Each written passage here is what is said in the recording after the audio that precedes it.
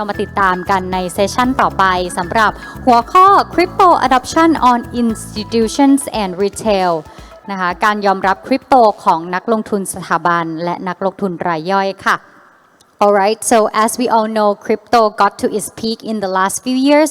It would be great to know how it would transform and affect both the institutional investors and also individuals investors. And is it gonna make a big change to the industry? Let's hear from our honorable speakers for the second session today.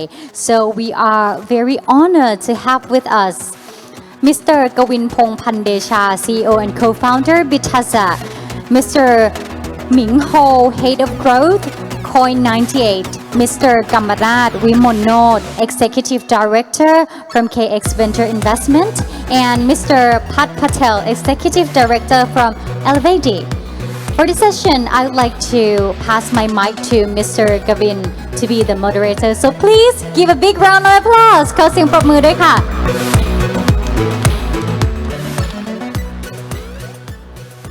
Good morning, everyone. My name is Gavin or Art Pongpandecha. Today we are, honored to have these three distinguished guests. So maybe before I start, please, could you give us a little bit of background of who you are and what you do in this space? Yeah, for sure. Hey guys, good morning, everyone. My name is Minh, and I'm the head of growth at Coin98. We basically is the wallet provider and also have different DeFi products. As of right now, our wallet has around 6 million users globally, support over 60 blockchains. And yeah, it's great to be here with everyone today to talk about crypto. Cool.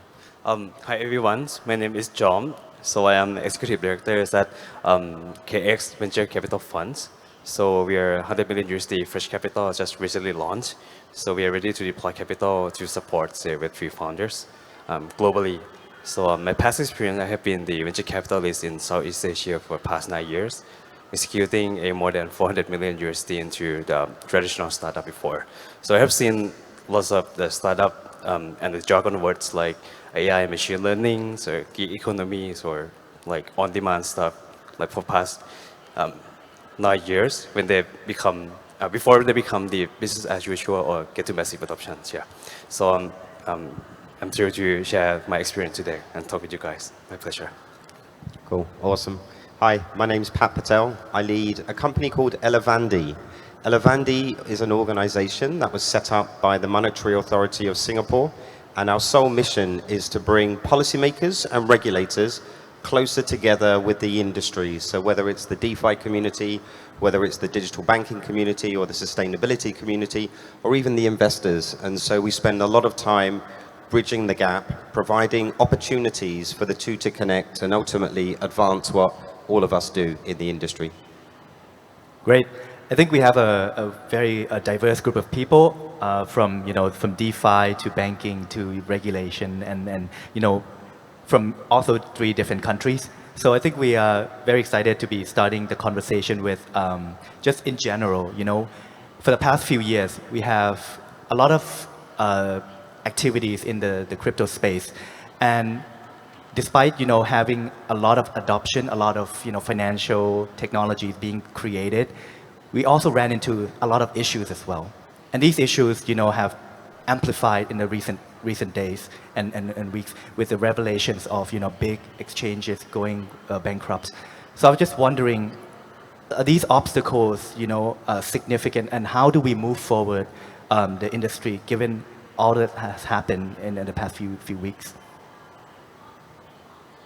So maybe, maybe you can start because especially, with centralized entities being, the center of focus, maybe from a DeFi perspective, you can share some of your experience.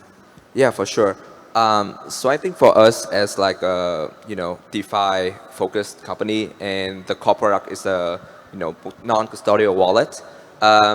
With the recent, the FTX event, like just say right away, I think that we do see in terms of like the short term as a negative impact for the industry. However, in the long term, I see that we will have more in terms of like transparency and how this will help regulators and people to come together and find a better way to move the industry forward. And another thing is that we do see a growth in our basically user base for a non-custodial wallet. So people are moving to DeFi, and I think that as our job is to help educate the users in how they can actually control and do their own self-custody. And I think that another way of trying to get user more familiar with DeFi is that education, and with Coin98 we do also have community people that sharing the knowledge to everyone that's starting in DeFi and crypto. And yeah, I think that would be a great start for the retail user side. Yeah. So, Kun Jom, what do you think from the banking side, having worked in the traditional finance and coming into this space and see everything that has happened in the past few weeks? All right. So if I were to represent the bank side, traditional side, and also venture capitalist side, is that what I'm seeing here is very expectable to happen. So when you let the retail investor or retail user to get into this crypto jungle, because not many of them really understand what this technology is all about, and not many of them really understand what's kind of purpose of the technologies. So then they jump in and they lost lots of money, and they don't have a great tool to manage their own risks as well. So they don't understand kind of risk and return profile of themselves. So from what I'm seeing here is that from venture capitalist perspective, right? So only 3% of startup success. Anyway, but now we throw that 3% to public, so everyone get to invest into the same project as venture capitalist risk and return profile. So it is so hard to find a successful project. Moving forward into the futures, I believe that to make the cryptos and the blockchain, whatever it is on the DeFi or the Web3 business to be successful in the futures, is that part of it has to be the educations. Financial education, financial literacy, digital literacy is a key thing to help educate the people, and the people can understand more about that. There's no easy profit, in which I believe now everyone knows about that, right? So and also tradings as well. When you trade, you earn profits. It means that someone is losing money as well. So yeah, I believe moving forward into the future, we need better financial literacy, educate people to understand what kind of the technology baseline and the purpose of the technology, who are the people behind them, understand the risks, counterparty risks, yeah. And I think it's still a lot to learn even for VC, traditional finance, or the retail investor. Still a long way to go. Right, so with great powers come great responsibility. Investors, retail included, are able to get into high risk investments, unlike before. So now leads me to from a regulators or people who've been dealing with regulation. So Pat, could you tell us a little bit more about this from a point of view where you used to work as a regulator. This space is definitely very hard to regulate, and people have been exposed to more risk. At the same time, they have more opportunity to play at a level playing field to the institutions as well. Yeah, I think so I can't talk on behalf of MAS because I no longer work there. So just to be clear to everyone. So I think obviously FTX, and I think we're all sick and tired of hearing about what's been going on. But if you were to frame it in three ways, it's a financial contagion that is likely to have ripples. You've got a trust issue there, and then you've got the regulatory piece. And regulators and policymakers are now answering to central governments about what happened, why it happened, and what we need to do as an industry. So clearly, a lot of regulators and policymakers are very unhappy at the moment because they have lots of papers to write, they have lots to answer for. And so when I try to think about what's happened this year, I think there's parallels we can draw from the past. So if you think of the journey from Web 1 to Web 2, in the middle of that, you had a dot-com bubble burst. And so there were lots of people lost a lot of money there. It was smaller compared to what we're seeing today, but there was a lot of challenges there.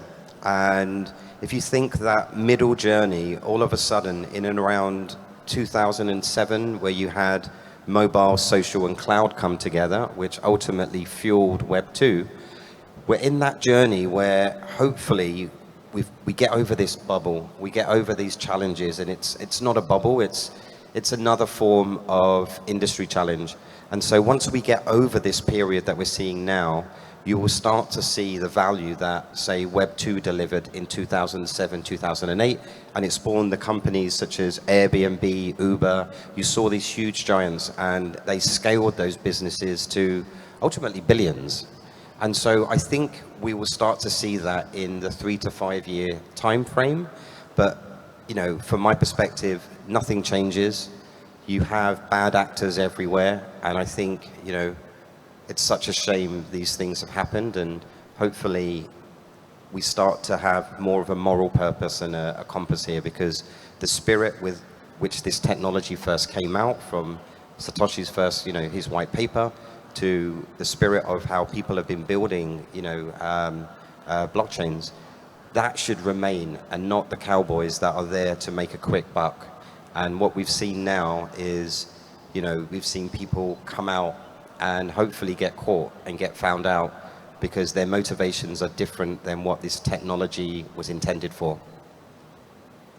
So just to be a little bit more optimistic about the space, having all of this, we've talked about education being a very important part of it, to educate people what tools, what technology, and in terms of regulators as well. So basically just getting people to come together to rebuild back, stronger, with new paradigm. So I just wanted to get a little bit deeper into the types of technologies that people are building right now. There's a lot of effort, or like exchanges coming out and say they wanted to do a proof of reserve to regain the trust issues that have been lost due to the fallout. So aside from centralized entities being getting into self-regulatory mindset where they would do all of this, what other things that other players would need to do to regain the trust and to move towards mass adoption of this technology? So maybe anyone could feel free to jump in. Maybe just be audited in the right way. Yeah, that's right. So couldn't agree more on that too. But from our perspective, what kind of technology that can help? Okay, I divide technology into two types. First is infrastructures, and the another part is the use cases, right? It has to be the rolling over developments in between. So when you have the use case, it's pretty much like now we are building kind of Candy Crush or Facebook on the Nokia mobile, like 20 years ago. I would say that. So when the use case and demand of the people, when demand is valid, right? Infrastructure has to catch up. So it's going to be rolling developments until we get to massive adoption. So what I'm seeing now here is that for the infrastructure side, zero knowledge proof is the thing here, like self-custody wallets or MPC or multi-sig, like Min just mentioned, is going to help as well for massive adoptions. And also the modular blockchain as well. Whatever it can help the blockchain developer to develop things much easier and faster and go to market easier. That we help the infrastructure side. And then when infrastructure is ready, and then good use case will come in, right? Because they have the infrastructure ready, and lots of things will be clearer for the go-to-market strategy. You can onboard customer. There's nothing worrisome for the retail and the business user. So then if we get to that, given that this rolling applications development for both infrastructure parts and use case parts. Right, the infrastructure part is very interesting, and I think Min, having worked in the DeFi and self-custody wallets, so maybe you can give us a little bit of insight about what you think about infrastructure development, especially during this time. Yeah, for sure. I think for us, one of the key thing, like the infrastructure, as John was saying, is that we need the help. It's just like one builder doing everything, right? We need the help of everyone that helping to build out the space. And then since we are doing in the technology way, definitely want to see like more of like as the RPC providers, things like that. And to us, another thing that I would definitely want to see more is that people that building out, but then at a younger level, So we kind of want to move from like education as well. So working with like universities to have more like coding camps or hackathons that targeting to like developers. In that way, we have like more developers, more builders that help to build the space. And besides that, education can go a long way in terms of like getting the right knowledge to the right people, right? People are really skeptical right now. They're scared. So if we have a way that can help, retail users especially to get the right knowledge, then it would be a really good way. Yeah. Yeah, I was going to say, I think education definitely. But I think the industry needs to come together for an accredited course. I think that needs to happen, and maybe bring different groups into the mix here. So academic institutions, but also the regulators and governments as well. So then it all makes it a bit above board. I also think we're yet to really tap the full potential of smart contracts. I think there's a lot of value in there, and I think we're just scratching the surface of what that can do to the industry if you start to think about it from embedding rules and different processes and practices into that smart contract. I think we can start to do a lot more and make it more clear and transparent as well. That's a very interesting insight. Talking about smart contracts and how we have yet to unlock a lot of the potential. It also seems like there's this divide right now where you have the DeFi world doing their own thing, and also the more centralized people doing their own CeFi products. How do you see the two worlds colliding eventually? There's a lot of talks, for example, about central bank digital currency CBDCs, and also completely decentralized coins like Bitcoin, Ethereum, and all these other products working on smart contracts. So how do you see the two worlds coming together? In light of what developments we've seen so far. For me? Yeah, sure. Yeah. Please. Sure. So I think it's a natural revolution, and I don't like the term, but everyone talks about the Web 2.5 world, and we're seeing that. It's very clear, and I think it's a bridge more than anything else. And so we've seen a number of projects go from being pure DeFi, and then slowly somewhere along the line have turned into CeFi along their way, but they still talk the DeFi game. And so there is a bit of confusion there as well as one. But I think for the industry to evolve and to bring everyone on that journey, there needs to be that middle ground. And I think that's what we need to define and make sure that the issues and the problems we've had with centralized infrastructure is not replicated in this new world that's being created, because ultimately we're all here to try and change the financial system, and there are a lot of wrong things with it. There are a lot of actors in the middle, so the middlemen that make a lot of revenue out of this, and it's trying to remove that, make things more transparent, make things quicker, make things cheaper. And so as long as we're not moving to this new world and we're taking the same issues and problems with us into that new space, and I think that bit needs to be worked through. Yeah, I just want to add on, like, really agree with Pat there. And I think for us as the DeFi point of view, right, we have always been really active in terms of like, educating or providing, a product that can help, users really get into DeFi. But then at the point of like, we also give the option to the user, like, okay, we also want to support them. So one thing I want to highlight, for example, with our product is that we really care about the user experience, and also, and because of that, we have like a dedicated like support team just for our users, which is like I think quite rare for like a DeFi product, right? But things like that will help to like onboard more user, and getting support at the right time can be like critical for a better of the user journey, especially in DeFi, which can be like even hard for us, right? So I just want to add to that point. Yeah. So from my perspective on this, I totally agree with you on how the transition period will be, because basically most of the developers smart contract now, lots of developers they're being so much like intense by themselves in developing on the smart contracts by not having to talk to the people outside of the actually this exhibits, right? This exhibition is all about like people getting into the Web3 and blockchain, but like 99% of people outside of the hall, they don't even care about us, right? What we're doing now, they're just waiting to see when whatever is in this exhibition gonna go for massive adoption. It takes time and it takes some efforts. So now for developer, most of them, I believe it's gonna be the phase where the market is gonna come in because the funding for such a project will be limited anyway. And then it's gonna be the phase of the when the funds come with the questions whether you can commercialize and how you're going to make money out of that. How you're going to get like next million users. This is so challenging for everyone in this hall. Me, myself, everyone's right. So then it's going to take some time. So I believe that it's going to be transition period in between. And whoever in this hall care about outside the people, so you have to deliver better user experience, care about how you onboard them, how you're gonna really get them to use your product safely. You have your own risk measurements and internal control to make them safe.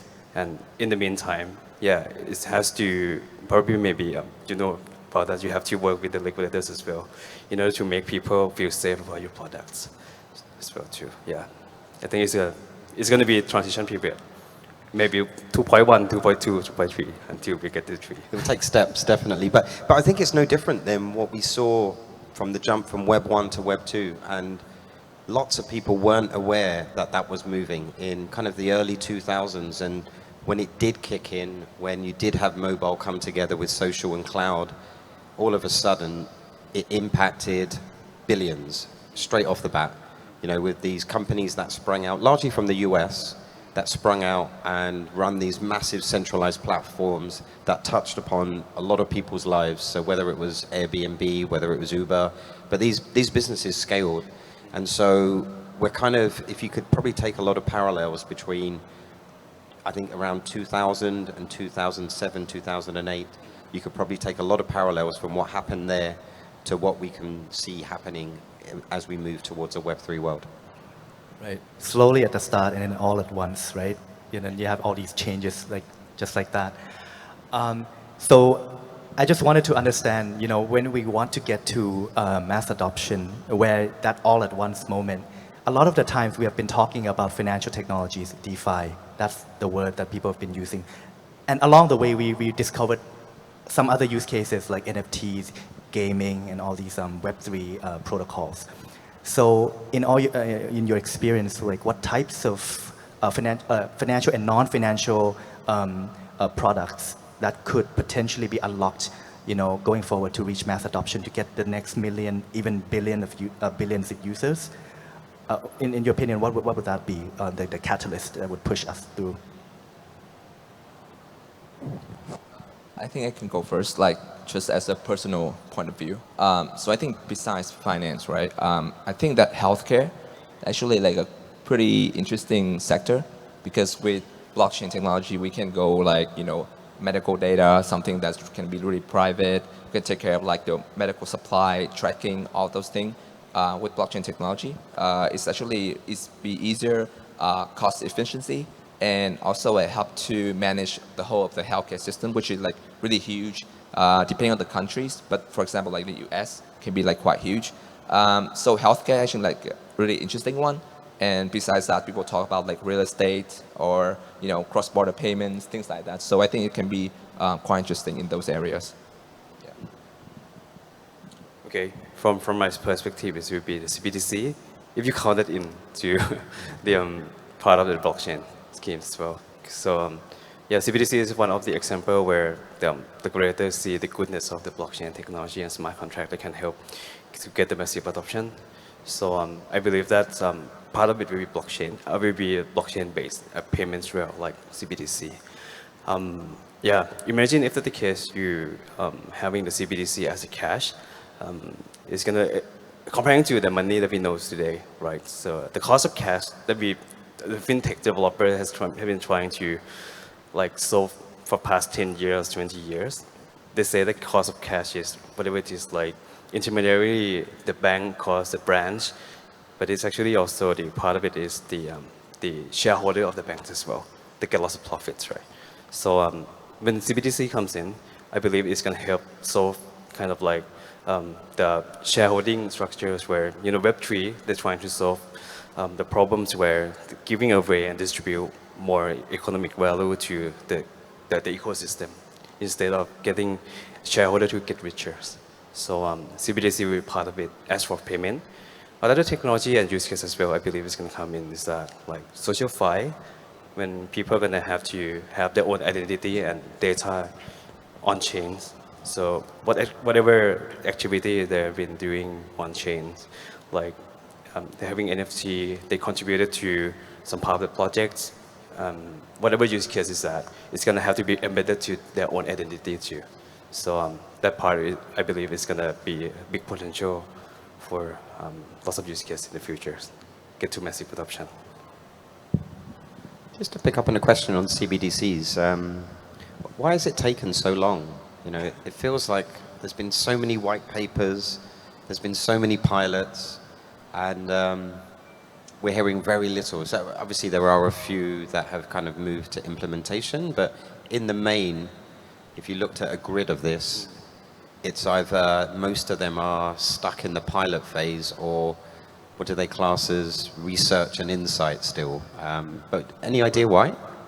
Yeah, I think because okay, the Bank of Thailand, when they govern the money supply, M1, M2, M3, the only channel they're doing now is the commercial banks that they give license to them, right? And the commercial bank, when we like break through the commercial bank balance sheets or the economics around the commercial bank, is that they make profits, they have the credit scoring, they're having lending protocol, payments and everything, building on that money M1, M2, M3. And that regulated and controlled by the central bank before. And all the economics, banks has like required reserve, but they have to keep certain reserve amount of cash before they can lend the money out to the ecosystem. It means the whole economy in the countries is run by that like part that commercial bank is running. So it's not just the money, it's the whole economic of the country. So then if you were to introduce CBDC having a lower cost of the, because you cut our intermediaries, right, put them into the node validator instead. So the cost of cash, cost of fund will be much lower. It means it's going to impact the cost of payment and lending. So it means CBDC can offer much higher deposit rates. Also, cost of fund is much lower. So it's welcome more developer to build the fintech use case on top of CBDC with totally different credit scoring. So the reason why that you mentioned is 2.5 now, maybe a 2.1 at this moment for CBDCs is that if I were to be the regulator myself, I have to take it slow because it's going to affect the whole economy of the countries. So I think that definitely holds true for the retail side of CBDCs. I think for wholesale, I think that should be moving much quicker. We've started to see a few. So there's a company called Partior that grew from a CBDC, I think it was research and studies that started in Singapore called Project Ubin. And then you've seen this company Partior, which is a joint venture between Temasek, JP Morgan and DBS Bank. And I think that started to move quite well on the wholesale side and starts to address some of the interbank clearing. And I think that works because you can contain that. You can do some pilots, you can quickly test, trial, and then implement. But I'd like to see it more broadly on the retail side. And some countries may not need it. For example, Thailand has prompt pay, and prompt pay is quick. It works. Is there a need for a CBDC on the retail side here? Possibly not, because you have an efficient payment system. But that was the only bit I was going to add. I think there is value, but it's not moving quick enough. And I think to your second point around identity, I think identity is going to be a big one. I think at the moment it's broken. So I have parts of my identity in one place, parts of my identity in another place, and I have no control over how secure that is. So a part of my identity is in the UK, a part of mine's in Singapore on different databases and servers, whereas I think there needs to be a better way. And so if you could have your identity, but also your credentials, so verifiable credentials, I think that will be a big piece, and that would touch billions. But they just need to get that moving in the right direction, and for everyone to own their own data rather than someone else owning your data and making money off it. Seems like a lot of talk about identity also comes with a lot of risk in terms of privacy and also how do we ensure that whatever we do online, especially when it's on chain, you're basically just naked in front of everyone. Everyone knows how much money you have, how much money, like what activities you're using, and at the same time, if you also attach identity to it, that would also pose risk to the physical risk, like where people would like look you up and know how much money you have. So to get beyond that, what are some of the things that people in the industry are working on to protect users' privacy and to push this forward, where people are more willing to give up information, at the same time they control the information but also retain that privacy? For me, I think that is more of a choice of the users. So I think that it's the same way if a user choose to use a centralized exchange or a decentralized exchange, right? They are giving up the privacy, the data, or like KYC is a hot topic, right? Do they really need to do KYC or like KYC for DeFi? Is that necessary, right? I think they're giving up in terms of like security for data or privacy. But at the same time, right, we want to have more of a safe, better environment. So I think that the projects are working on KYC, but more into a decentralized way. Everything is encrypted, things like that. There's no centralized point where everything can break down. But then also, I think another key part is that the users have to make the choice of how much privacy they want to give, or if they want to go on DeFi mode where they don't want everyone to check all the on-chain activities, things like that. So I think it's more of a choice of the user, and I think again come back to the education part where the user they got all the information they need, and then after that they make the choice of they want to use what kind of protocols or centralized exchange or not. Yeah. Right. So I've seen lots of folks, lots of projects. They're trying to build the zero knowledge proof as a technology to help cover the privacy of the users.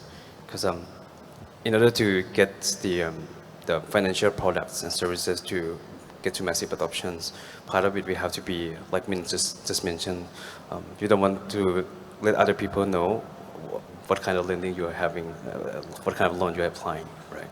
So that's your pretty privacy parts that you want to cover it up. So just to get to massive adoption, I think is the key to go, and lots of people are working on that. And also, I think in order to get every use cases to having the SK as a part of it is a key challenge. And this one is from the developer's perspective. Another perspective is that for the user side to understand how identity is really meaningful to them, what kind of downside can be if that's the case they get their identity exposed on chains.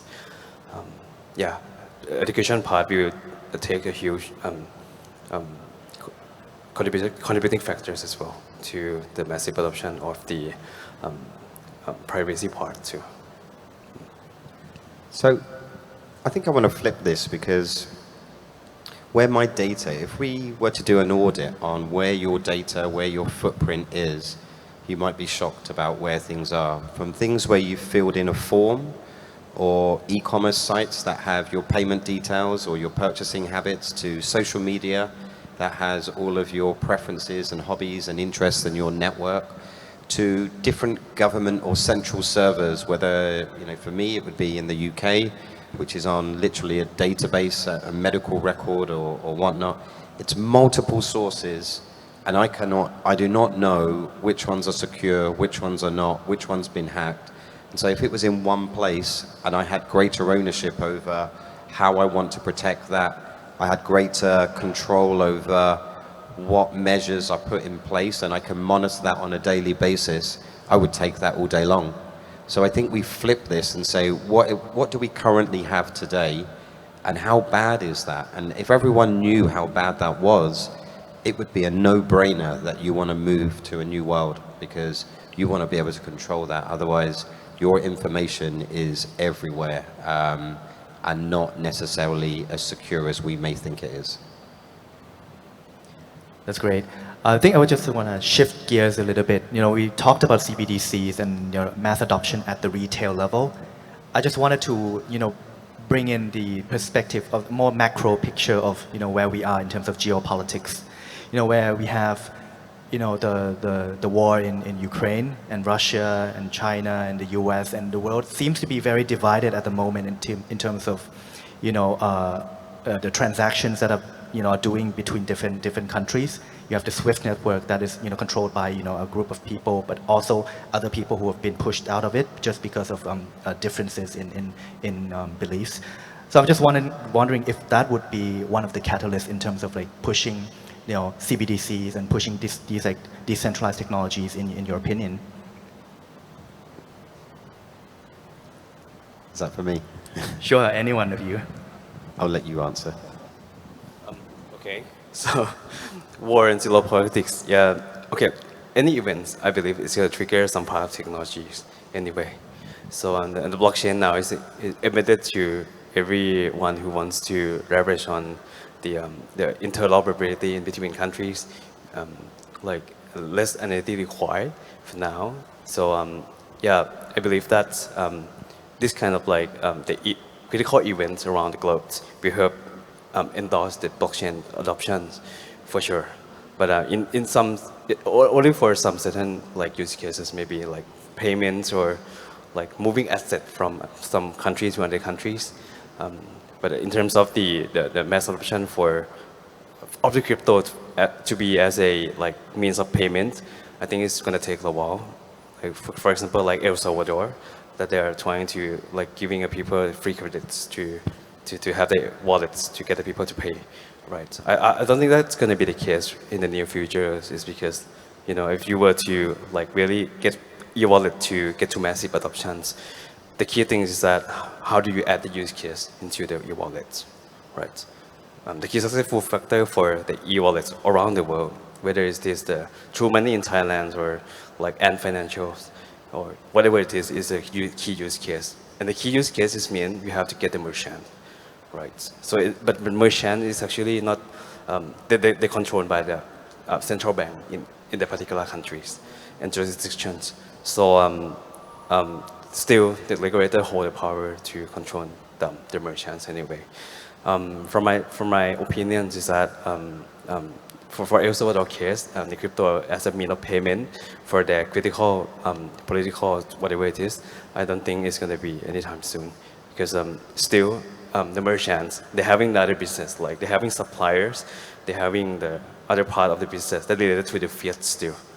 But in the future, if that's the case, the other part of the business, maybe more than half, is on crypto, so it's transacted by data on chains or that kind of stuff. I believe it's going to be a good timing for the crypto massive adoption for payments.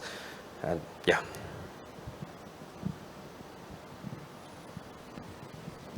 I'm happy to jump in. Yeah. Oh yeah, please. I don't mind. So I think it's interesting you say about El Salvador. I think there has been some successes, but I think it is government backed.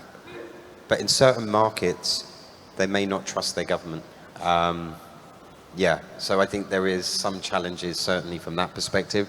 I think the implementation there wasn't very good. I think there were some challenges around implementation, around communication, and I think these things need to be resolved.